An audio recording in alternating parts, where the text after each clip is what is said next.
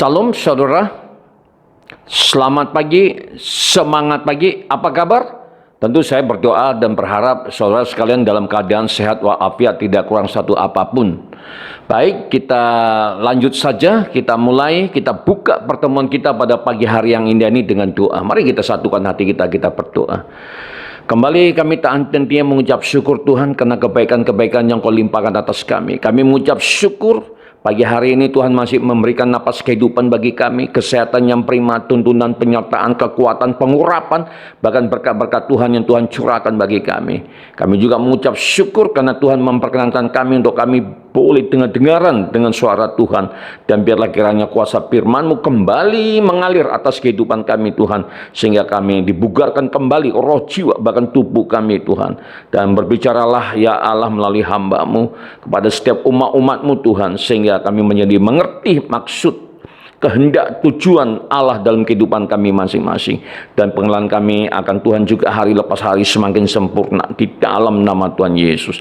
Setiap kuasa-kuasa kegelapan yang coba untuk mengganggu jalannya ibadah pada pagi hari ini, kami patahkan, hancurkan di dalam nama Tuhan Yesus. Di dalam nama Tuhan Yesus kami telah berdoa dan mengucap syukur. Haleluya, amin, amin. Luar biasa saudara-saudara ya. Baik, seperti biasanya saya ingin menyambut saudara baik yang ada di Ufuk Barat, Ufuk Timur, dari Sabang sampai Merauke. Demikian juga saudara yang ada di luar negeri, yang ada di Malaysia, yang ada di Amerika, yang ada di Singapura, Timor Leste, Taiwan, dan negara-negara lainnya yang tidak saya sebutkan satu persatu. Bila kiranya berkat anugerah kasih karunia Allah juga turun atas saudara dan atas kita semuanya di dalam nama Tuhan Yesus. Saudara kekasih, di dalam nama Tuhan Yesus, tentunya saya juga ingin menyambut saudara yang baru pertama kali saja bergabung bersama dengan kami. Welcome to the channel of Khotbah Pendeta. Selamat datang di saluran Khotbah Pendeta pada pagi hari yang indah ini. Dan jangan lupa untuk mensubscribe video ini atau saluran ini, dan jangan lupa pula untuk menyalakan lonceng notifikasi supaya saudara menjadi orang yang pertama yang akan mendapatkan santapan lezat yang bergizi dan sehat tentunya dari saluran ini. Baik saudara, pagi hari ini kita masih akan membahas tentang apa yang tercatat di dalam Wahyu pasal 13, saudara. Ini adalah kelanjutan dari apa yang pernah saya bagikan sebelumnya, saudaraku, ya, yang kaitannya dengan rahasia antikris dan kerajaannya, ya, menelusuri jejak antikris sebagaimana dicatat di dalam kitab Daniel dan kitab Wahyu. Saya yakin dan percaya ini satu renungan kajian yang sangat mendalam bagi kita, dan biarlah apa yang boleh kita dapatkan pagi hari ini akan menguatkan, mengokohkan kehidupan iman kita, saudara. Amin, saudara. Saudara kekasih di dalam nama Tuhan Yesus, kalau kita merujuk pada kitab Wahyu pasal 13 ayat 1 sampai ayat 10 dan menunjuk pada antikris dengan karakterisasi yang sangat erat hubungannya dengan kitab Daniel pasal 7 ayat 1 sampai ayat 25. Saudara, di sana dicatat, ya, saya mencatat ada beberapa hal. Yang pertama, binatang keluar dari dalam laut sebagaimana dicatat dalam Daniel pasal 7 ayat 3, Wahyu pasal 13 ayat 1. Yang kedua, binatang pertama seperti seekor singa, Daniel pasal 7 ayat 4, Wahyu pasal 13 ayat 2. Ketiga, binatang kedua rupanya seperti beruang, Daniel pasal 7 ayat 5, Wahyu pasal 3 ayat 2. 4. Binatang ketiga rupanya seperti macan tutul, Daniel pasal 7 ayat 6, Wahyu pasal 13 ayat 2. 5. Binatang keempat mengerikan dengan 10 tanduk sebagaimana dicatat dalam Daniel pasal 7 ayat 7 sampai ayat 8, Wahyu pasal 13 ayat 1. Saudara, ketika Daniel mendapat wahyu dari Tuhan, Daniel hidup dalam kerajaan Babilonia, yaitu kekuasaan kerajaan dunia ketiga setelah Mesir dan Syria. 4 binatang yang keluar dari laut yang dilihat oleh Daniel adalah 4 kerajaan dunia, yaitu kerajaan Babilonia yang sekarang kita kenal dengan Irak. Lalu binatang singa dengan sayap burung nasar dengan hati manusia adalah yang merujuk pada Nebukadnezar, Raja Agung yang terkenal. kerajaan Media Parsi yang sekarang kita kenal dengan Iran. Kerajaan-kerajaan ini digambarkan seperti beruang dengan 3 tulang rusuk. Masih ada dalam mulutnya adalah 3 kerajaan telah dikuasainya, yaitu Mesir, Syria, dan Babilonia. Kerajaan Yunani yang kita kenal juga dengan sebutan Gerika. Binatang yang rupanya seperti macan tutul dan 4 sayap burung pada punggungnya dengan kepala 4 merujuk pada Raja Alexander, atau yang kita kenal juga dengan sebutan Iskandar Agung, dengan 4 jenderalnya yang terkenal setelah Alexander mati, yaitu pertama Cassander, kedua Seleucus, ketiga Ptolemeus, keempat Lysimachus. Saudara, kerajaan Romawi Raya dengan kepemimpinan para kaisar dengan 10 tanduk dan juga tumbuh tanduk kecil yang mengakibatkan tercabutnya 3 tanduk, dan tanduk kecil itu mempunyai mata. Sejarah telah menggenapinya, yaitu lahirnya Eropa bersatu yang diawali dengan masyarakat ekonomi Eropa atau MAE, yaitu yang terdiri dari berbagai negara: Belgia, Prancis, Italia, Jerman, Denmark, Irlandia, Inggris, Yunani, Spanyol, Portugal, Swedia, dan Norwegia dengan 12 negara. Tetapi yang sangat mengejutkan, 2 negara mengundurkan diri, yaitu Inggris dan Denmark. Berarti tinggal 10 negara. Dan ini menggenapi penggenapan Daniel pasal 7 ayat 7. Dan di antara ke-10 tanduk muncul 1 tanduk kecil yang mempunyai mata dan makin lama makin besar, sebagaimana dicatat di dalam Daniel pasal 7 ayat 8 sampai ayat 9. Inggris dan Prancis menemukan benua baru, yaitu benua Amerika, dan pada tahun 1776 diproklamirkan dan menjadi negara terkuat di dunia dan telah menjadi polisi dunia. Dengan matanya memandang seluruh dunia. Itulah tanduk ke-11 yang tumbuh di antara 10 tanduk. Sebab itu Amerika dan Inggris akan menyerahkan kekuasaan dunia pada antikris, yaitu pada waktu yang telah ditentukan. Antikris berkuasa selama 3,5 tahun, saudara. Lalu saudara, binatang yang keluar dari laut besar, yaitu lautan manusia dengan 7 kepala dan 10 tanduk adalah antikris. Dalam Daniel pasal 7 diperhatikan baik-baik.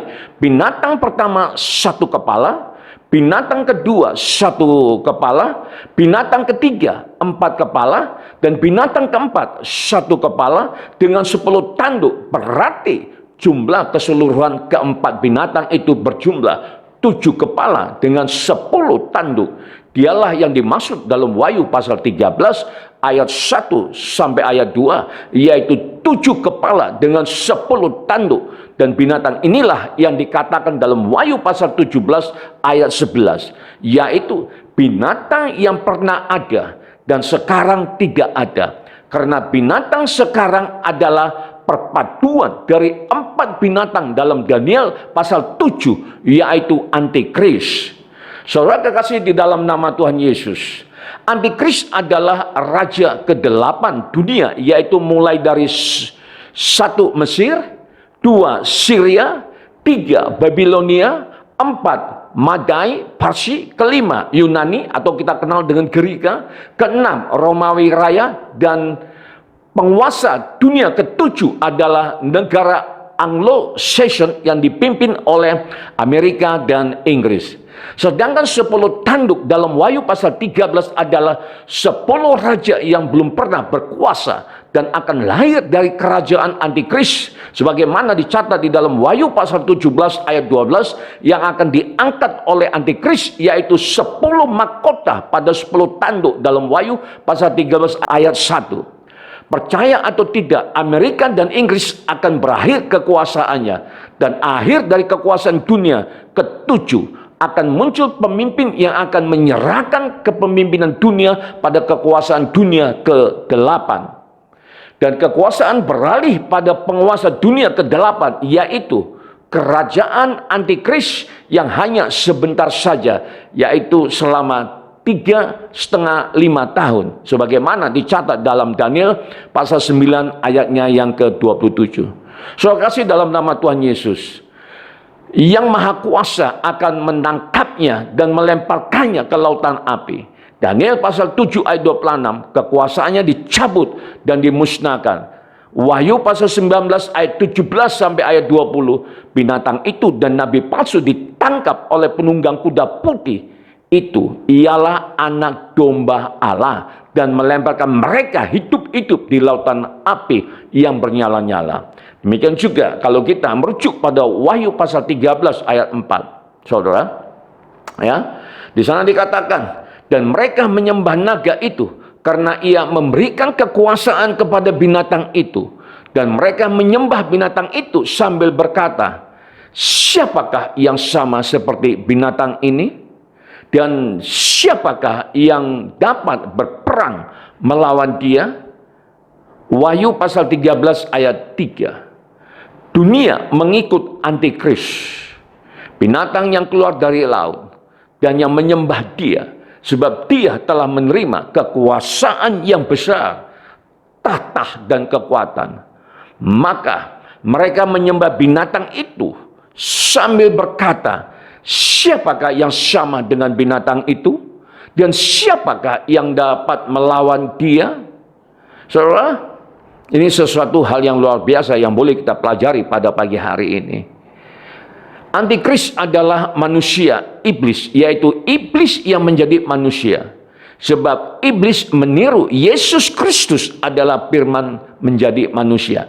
Sebagaimana dicatat dalam Yohanes pasal 1 ayatnya yang ke-14. Sebagaimana Yesus dilahirkan oleh perempuan Yahudi, yaitu Maryam, demikian juga manusia antikris akan dilahirkan oleh perempuan Yahudi. Setan atau iblis adalah makhluk yang tidak kelihatan dengan mata jasmani atau dengan kasat mata. Maka ia menampakkan diri pada antikris supaya orang melihatnya dan menyembah dan mengikuti dia. Sebab itu, saudara, jika orang menyembah dan mengikut antikris, berarti mereka telah menyembah iblis. Karena itulah tujuan dari iblis, supaya ia disembah manusia. Dan ia menunjukkan kekuasaan, mujizat, dan tanda-tanda ajaib, supaya manusia mengaguminya dan menyembah dia. Luar biasa, saudara. Jadi iblis itu ya seperti itu, selalu mengikuti apa yang Tuhan kerjakan, saudara. Nah sekarang, saudara, kalau kita memperhatikan sekarang ini, roh antikris telah menghantui manusia. Sebab itu banyak orang mencari kekuatan-kekuatan iblis untuk tampil sakti, mengadakan mujizat, tanda-tanda ajaib supaya orang itu disembah. Roh yang ingin disembah telah masuk di dalam gereja, yaitu tanpa disadari banyak pemimpin gereja menjadi sombong dan ingin disembah, dan menempatkan diri sebagai pemimpin yang berkuasa, otoriter, dan merasa berada di tempat yang lebih tinggi dan tidak mau disamakan dengan yang lain. Saudara, hal ini sama dengan kata pengikut antikris. Apa yang dikatakan oleh pengikut antikris itu? Siapakah yang sama dengan binatang itu? Siapakah yang dapat melawan dia? Kedua kalimat tersebut telah nyata-nyata ada pada kelompok-kelompok tertentu dalam kepemimpinan gereja dewasa ini. Bahkan bahasa-bahasa ini juga sudah menjadi bahasa persaingan dengan menghina pemimpin atau gereja yang lain yang menganggap lebih baik daripada yang lainnya. Nah, ini fenomena yang terjadi hari-hari ini, saudara. Ya, jadi ini juga perlu bagi kita sebagai orang percaya untuk mengamati. Bahkan kalimat-kalimat siapakah yang sama dengan mereka dan siapakah yang dapat melawan mereka.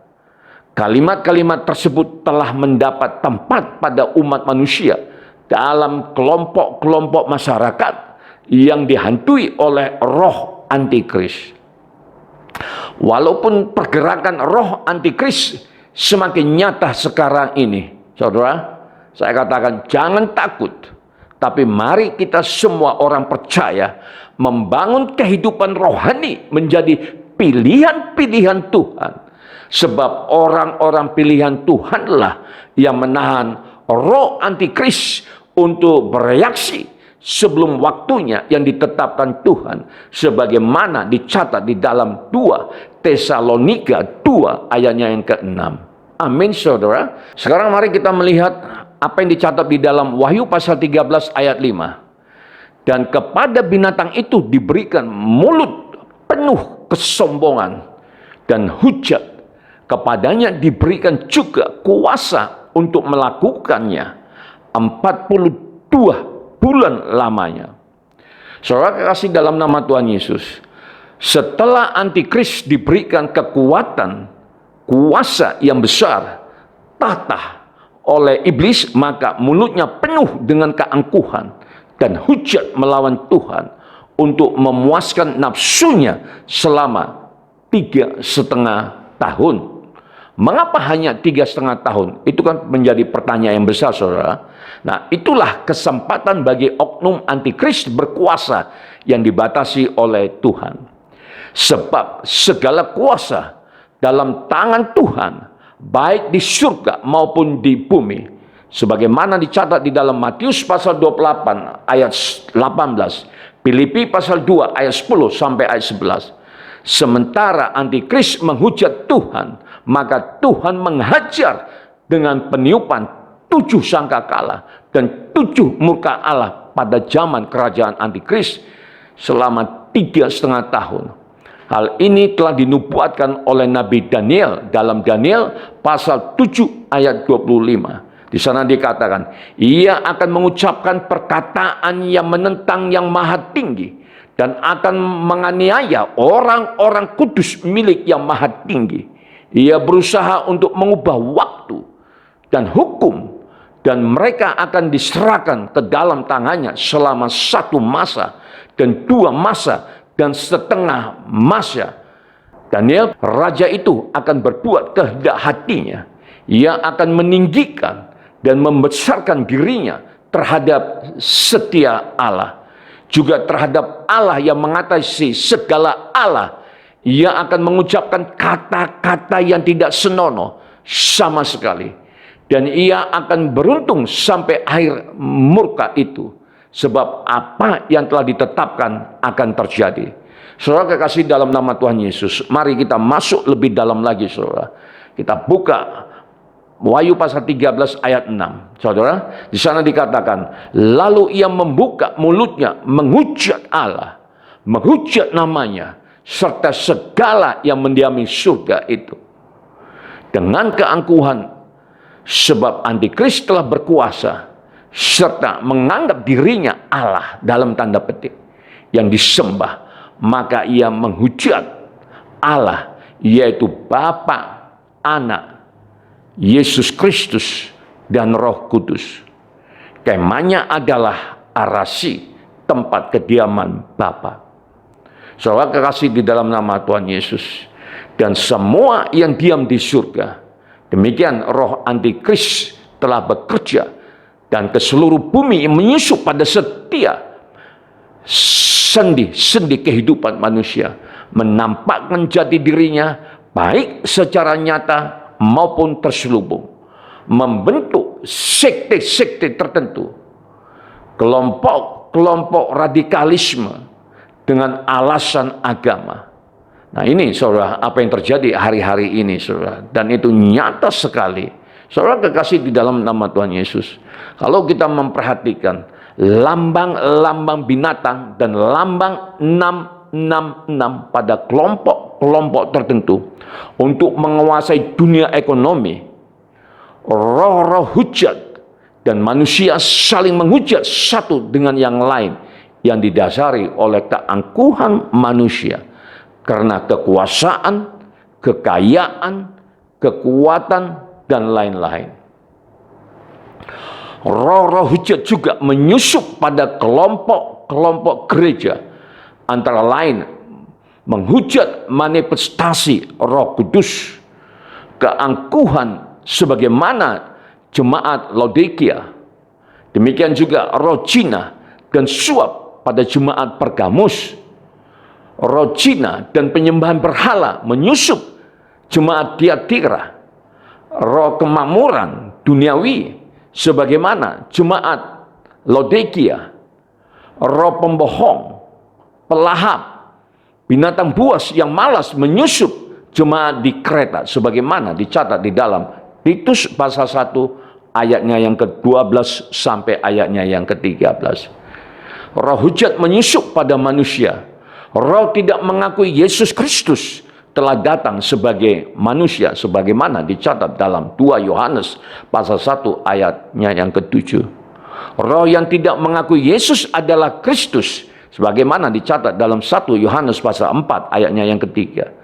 Demikian juga roh yang menganggap najis darah perjanjian dan menghina roh kasih karunia sebagaimana dicatat di dalam Ibrani pasal 10 ayatnya yang ke-29. Saudara, saya pikir demikian untuk pagi hari ini pesan yang boleh kita dengarkan, saudara. Dan biarlah pesan ini akan menjadi satu kekuatan buat kita agar kita waspada dan awas, saudara, untuk terus kita membentengi kehidupan kita supaya kita tidak tercemar oleh ajaran-ajaran yang hari-hari ini tengah bekerja, yaitu antikris, saudara. Mari kita satukan hati kita, kita akan mengakhiri ibadah kita pada pagi hari ini. Terima kasih Tuhan atas pengajaran-Mu yang luar biasa. Engkau telah mengungkapkan rahasia-rahasia yang tidak kami ketahui selama ini. Terima kasih untuk hikmat, marifat, pengertian, bahkan pewahyuan yang telah Tuhan curahkan bagi kami. Terima kasih Roh Kudus, bimbing kami Tuhan, sehingga kami dapat mengerti mana roh antikristus dan roh hikmat yang berasal daripada Tuhan. Terima kasih Bapa. Hamba secara khusus Tuhan berdoa untuk setiap jemaat-Mu yang boleh mendengarkan suara Tuhan pada pagi hari yang indah ini. Tuhan berkati kehidupan mereka, keluarga mereka, bahkan pekerjaan mereka, masa depan mereka, kota di mana mereka tinggal, bahkan bangsa-bangsa di mana mereka tinggal. Tuhan berkati. Kami berdoa biarlah kiranya Roh Tuhan terus melawat bangsa-bangsa sehingga keadaan tidak baik menjadi baik dan baik menjadi lebih baik lagi Tuhan. Selamatkan kami dari pengaruh-pengaruh roh antikris yang hari-hari ini mulai masuk ke gereja-gereja Tuhan. Tuhan berikan kami hikmat dan pewahyuan sehingga kami menjadi mengerti apa kehendak dan tujuan Tuhan dalam kehidupan kami. Di dalam nama Tuhan Yesus. Terima kasih Bapa. Mari saudara-saudara kekasih dalam nama Tuhan Yesus, kita arahkan hati kita ke surga. Terimalah berkat, anugerah, sukacita, damai sejahtera dari Allah Bapa di surga, cinta kasih Yesus Tuhan yang sempurna, dan persekutuan dengan Roh Kudus yang manis. Itulah yang menyertai kita dari sekarang hingga Maranatha, bahkan sampai Tuhan Yesus datang kedua kali menjemput kita di awan-awan yang permai. Kita yang percaya dan telah diberkati, bersama-sama kita katakan amin. Amin, saudara. Kembali dari ladang misi, ladang pelayanan di Medan, kami mengucapkan salam sejahtera, salam sehat, sukses selalu. Sampai ketemu pada jam 7 waktu Indonesia bagian Barat. Tuhan Yesus memberkati. Bye.